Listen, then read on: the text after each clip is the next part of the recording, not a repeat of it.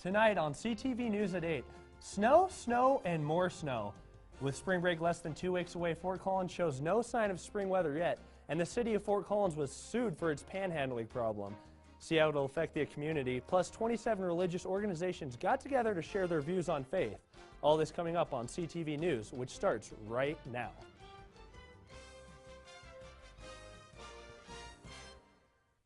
Good evening, I'm Caitlin Conley. And I'm Carson Bush-Jost. We begin our show right now with our weather anchor, Elizabeth Prasse. Elizabeth, this snowy weather seems to be here to stay. Well, Carson, the good news is if we can make it through these next 2 days, we're going to be rewarded with sunshine and above average temperatures. Now, my question is not what color is the dress, but does my dress have snowflakes on it or sunflowers? You know, since it's so cold out, I'm going to say snowflakes. Good answer. Well, let's talk a little bit about Winter Storm Thor, and I just like saying that name, Thor, don't we all? It's powerful. All right, so let's see what Thor looks like. So as you can see, this is where Thor was this morning. It's a powerful name for a powerful storm. Here in Colorado, we are getting snow, and then Texas Panhandle is going to get rain. So rain, snow, cold temperatures, that's what we're going to be seeing. So let's take a look outside, and we've got a fresh layer of snow on the ground. So Rams, be careful if you are out on campus. I did see a biker earlier completely wipe out. I'm sorry to whoever that poor pedestrian is, so just be careful as you are out and about this evening. Now, taking a look, we can see at the map that these temperatures really are going to be freezing cold tonight. I'm not kidding. It's going to be in the single digits in Telluride, 3 degrees, and then 5 degrees in Gunnison, 5 in Colorado Springs, and below freezing in Lyman and Sterling, and then at 0 in Denver. Now, currently here in Fort Collins, we do have snow showers, as you can see by that live cam, and we do have winds gusting up to 13 miles per hour. So while it is 7 degrees with those winds, the wind chill is below 0 at 3 degrees. So make sure you are careful. I need you to get your hat, your gloves, your big coat, everything out tonight because it is going to be freezing cold and you don't want to get frostbite. So taking a look at that evening plan, we can see that we are going to get 1 to 2 inches of additional snow on top of the 1.5 inches of snow that we received earlier this morning as we get close to the 0 degree mark. And that just pains me to say 0 degrees because it is March and you think of March as spring. But coming up, I will let you know how long this winter weather will stick around. Thank you so much, Elizabeth. The students on the campus of Colorado State are used to the snow and a lot of it, but with spring break looming and the temperatures still around freezing, students must be ready for the warmth, right? I took to the library to get the scoop. What is your opinion on this freezing cold weather we're having? Well, it's a bit cold. It is a bit cold. It's a tad bit cold. I'm from California. It's actually really cold. It's like an ice age down here. How sick and tired are you of the cold and snow? I'm sick of tired of it when I have to go to school. I am not the biggest fan of snow, but it's okay. It's kind of nice, but I'm ready for warm weather. I don't mind it. I'm the same way. It's nice, it's pretty when it's snowing just lightly, but yeah, the cold gets annoying real quick. I'm here in the middle of campus, and as you can tell, it's cold, it's dreary, and it's snowy. A lot of the students say they're ready for spring break to come, which is only 2 weeks away. Okay, spring break is less than 2 weeks away. How ready are you guys? So ready. So ready. I was ready like 2 weeks ago. How ready are you for spring break? I was born ready. Born ready. I'm very excited. I definitely need the break. So. And are you going anywhere? No, I'm going to the mountains. That's pretty much it. I'm going to Las Vegas and then Havasu. Oh my gosh, yeah. So you're going to have a great time. I'm going to Havasu and then Las Vegas. I'm from California, so I'm going home, so it'll be super warm, so I'm excited. Do you have any plans, exciting plans at least? They're not exciting. Well, if you don't have any plans for spring break yet and are wanting to do something, the outdoor program is having a spring break ski hut trip from March 16th to the 19th in the Medicine Bow Mountains. You can sign up at the Rec Center. Following a lawsuit, Fort Collins has temporarily changed laws on panhandling. CTV reporter Sierra Symes is at City Hall. I'm here at City Hall, where Friday, City Council members voted to take out parts of an anti-panhandling ordinance. The emergency meeting was held in response to a class action lawsuit by the American Civil Liberties Union, which challenged parts of the ordinance, saying they were unconstitutional and violated First Amendment rights. 7 provisions, which include panhandling within 100 feet of parking garages, bus stops, and ATMs, 30 minutes before sunrise and after sunset, and panhandling towards minors and adults 60 years and older were removed. We still have provisions in place that do the most aggressive parts of it. Now, the repeal is temporary until City Council can review and reconvene. In a statement, ACLU said, "If Fort Collins would agree to make today's repeal permanent, we could be well on our way to resolving this litigation and putting it behind us. The repeal provisions violate the First Amendment, and their repeal should be permanent, not temporary." At City Hall, Sierra Symes, CTV. A deadline for the temporary appeal to be lifted has not yet been set. Stay with CTV News for further coverage. Well, a 19-year-old Fort Collins man was arrested on Saturday after it was reported he assaulted a Larimer County Sheriff's deputy and drove drunk. Alexander Quentin Gonzalez was pulled over for a defective headlamp, but when the deputy went up to Gonzalez's car window, he believed he was intoxicated and asked him to get out of the car. When the deputy attempted to handcuff him for DUI, he pulled away and began to fight. Gonzalez was tased and the deputy suffered a fractured finger. He was booked in the Larimer County Jail for second-degree assault, resisting arrest, driving under the influence, and driving a defective vehicle. His bond is set at $2,000.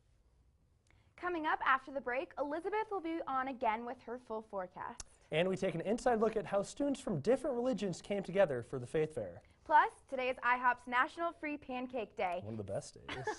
See what charity they're benefiting with every stack of buttermilk pancakes they give away. We'll be right back. Having one of those days where you need to just get out of your head and chill out? If that's the case, head to the Laurie Student Center and relax. One of the best spots to relax in the LSC is outside the food court on the plinth lawn. Don't forget to stop by the Ramhead Fountain. The Level 100 Commons is the perfect spot. Lounge by the flat screen TVs or enjoy one of the gaming chairs to escape the daily grind. You can always relax in the LSC. Welcome back, Rams. I'm weather anchor Elizabeth Prasse with your latest weather update. Now, Sunday, March 1st marked the first official day of meteorological spring. But before we can talk about spring, let's talk about this crazy record-setting meteorological winter we just experienced. As you can see, Boston and Worcester, Massachusetts both set an all-time record snowiest month in the month of February, and then DIA saw the snowiest February on record. We also saw record highs and record lows set yesterday. We had highs in Alaska and Honolulu, Hawaii, and then a low in Indianapolis of 9 degrees yesterday. Now, in other weather news, we had a very active ring of fire this morning. We had a 6.4 earthquake off the coast of Indonesia. Now, this is not uncommon because Indonesia is on that boundary with 3 major tectonic plates. Fortunately, no damage or casualties were reported and no tsunami warning was issued. Also this morning, we had in southern Chile a volcanic eruption. Now, as you can see, we had lots of ash and lava spewed out about 3,300 feet in the air. 3,500 people were evacuated, so fortunately there are no casualties and all is well in Chile right now with the volcano. We are seeing some seismic activity, but fortunately we're just taking a look out for those mudslides, but we think everything will be good to go. Now back here in Fort Collins, let's talk about what Winter Storm Thor is going to bring for us tomorrow. As you can see, looking out across state, we're going to barely get above get near the freezing mark. Grand Junction is the only city that's going to be above freezing tomorrow afternoon. Vail's going to be 15. We've got teens along the I-25 corridor, and we will get up to 20 degrees in Fort Collins tomorrow. Now here for Wednesday, our plan looking, we can see that yes, it's really going to be 7 degrees as you head out the door tomorrow morning, and then as the snow tapers off, we will see the clouds come in, and we may even see a little bit of sunshine tomorrow afternoon, just to say thanks for making it through Winter Storm Thor. Taking a look at our 7-day forecast, we can see that once we make it through these next few days of cold weather, look at that. We've got sunshine and highs in the 40s, and then a high of 55 on Monday. Thursday, we do have a full moon, so if you want to go see it, make sure you check it out. It'll be sunny and nice and then clear in the evening. So Caitlin, Carson, the good news is that if we can just make it through these next basically 48 hours, we're going to be good to go and we can enjoy spring. Thanks, Elizabeth. Now, Carson, you talked to everyone about what they're doing for spring break. What are your plans? I am going to South Padre, trying to avoid all the cold up here. Get away from the snow. Right? Yeah. And where are you going? Las Vegas. It'll be nice. So it'll be 75 degrees. I'm so excited. Sounds so nice right now. It does. The Spirituality Fair is an opportunity for students to discover the many religions, faiths, and beliefs that encompass the world. students were given the chance to learn and discuss different religious practices among students, as well as opening the discussion about faith and belief, and give the opportunity for students to join an organization. Yesterday, I was able to attend the fair.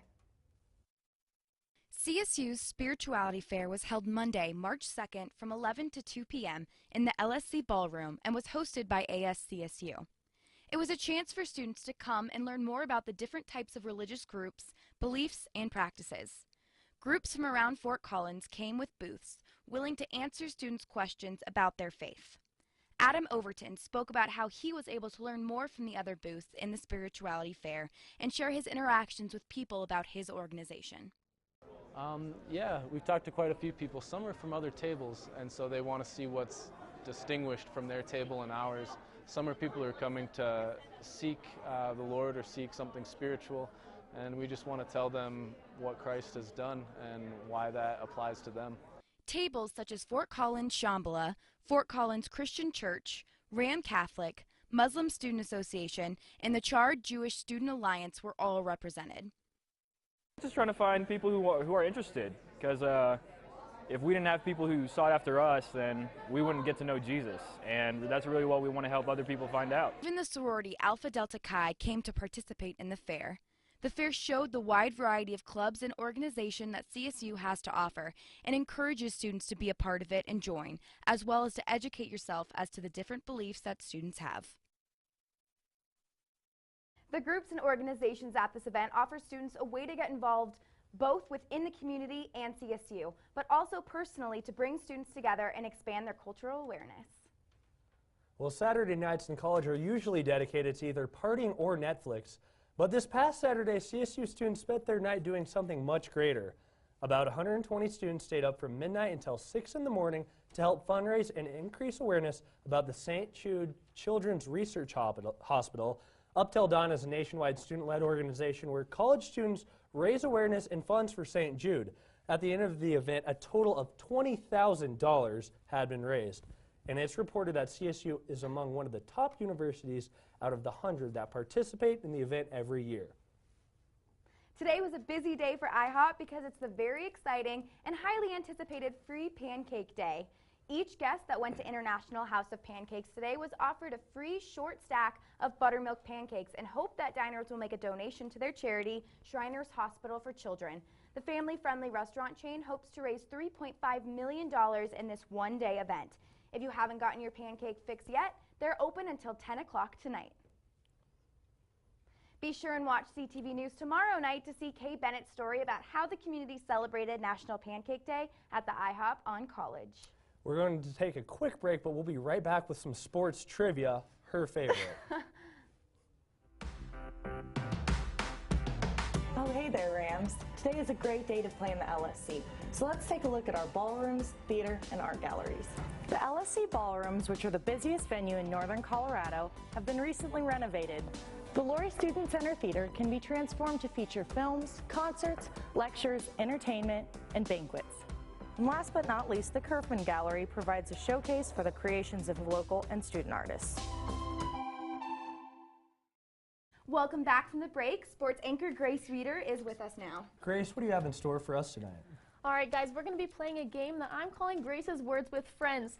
Here's the deal. I'm going to tell you a word, and you're going to have to say how it relates to CSU sports. And if you need to, you can use your help card, which I have here, and Elizabeth will help you with your answer. Okay. So your first word is going to be schedule. Is it the Mountain West football schedule? It is. And guys, good news, the Rocky Mountain Showdown is on that schedule. So we were talking about how that may not be there, but it's on there. There we go. And what about John Morris? That's a school, right? Mm-mm. Oh, gosh. That is the interim athletic director. He left. All right, that's all we have for you guys. Good night.